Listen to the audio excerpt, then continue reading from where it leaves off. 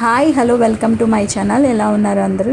ఈ రోజైతే నేను వరలక్ష్మి వ్రత పూజ అనేది చేసుకున్నాను, అదే షేర్ చేస్తున్నాను. మన ఛానల్ సబ్స్క్రైబ్ చేసుకోండి. అందరికీ వరలక్ష్మి వ్రత శుభాకాంక్షలు.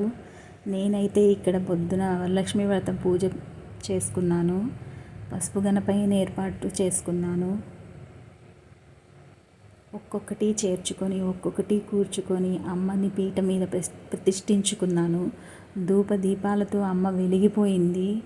నైవేద్యాల మధ్య, ధూపదీపాల మధ్య, పూల మధ్య అమ్మను చూస్తుంటే నిజంగా నడిచి వచ్చి పీట మీద కూర్చుందా అంత కాంతివంతంగా నాకు కనిపించింది.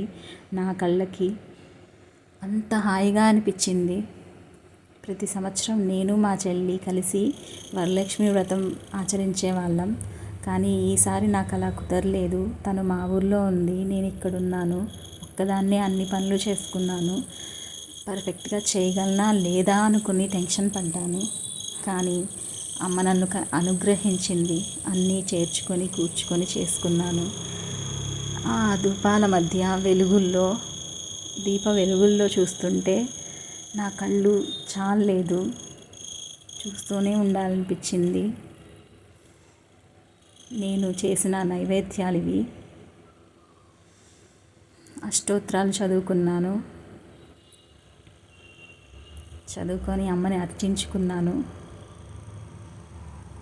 ఇది సాయంత్రం కలువ పూలతో నైవేద్యాలతో పండ్లతో మళ్ళీ అమ్మని అర్చించుకున్నాను.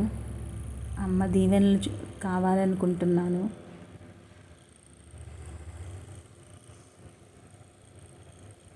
సాయంత్రపు దీపాలతో అమ్మను చూస్తుంటే మనసుకు ఎంతో ప్రశాంతంగా అనిపించింది.